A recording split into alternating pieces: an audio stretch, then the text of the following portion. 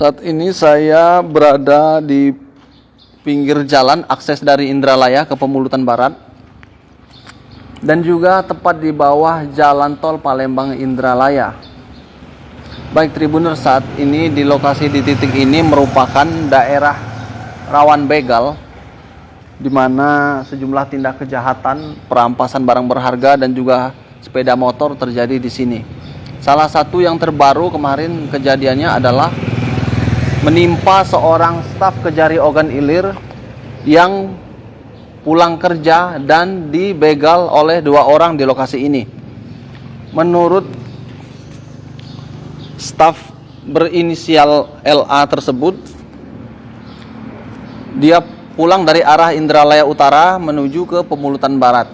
Saat melintas di titik tempat saya berdiri saat ini, korban dipepet 2 orang mengendarai sepeda motor metik dan memaksa korban untuk menyerahkan sepeda motor yang dikendarainya. Korban yang takut terpaksa menuruti perintah pelaku dan merelakan sepeda motor metik miliknya dirampas kedua pelaku. Kejadian saat itu pada Rabu 8 Juni sekira pukul 17.45, mendekati waktu maghrib begitu.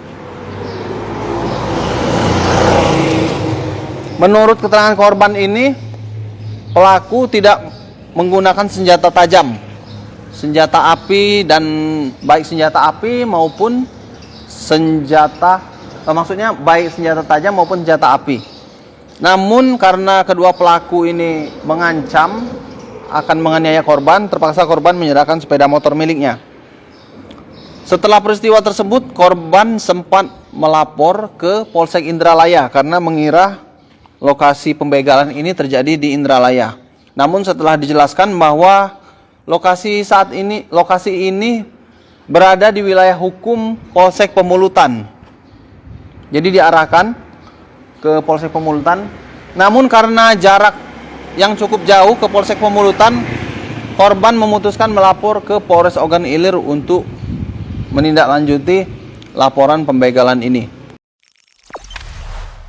Jangan lupa subscribe, share, komen, dan like ya.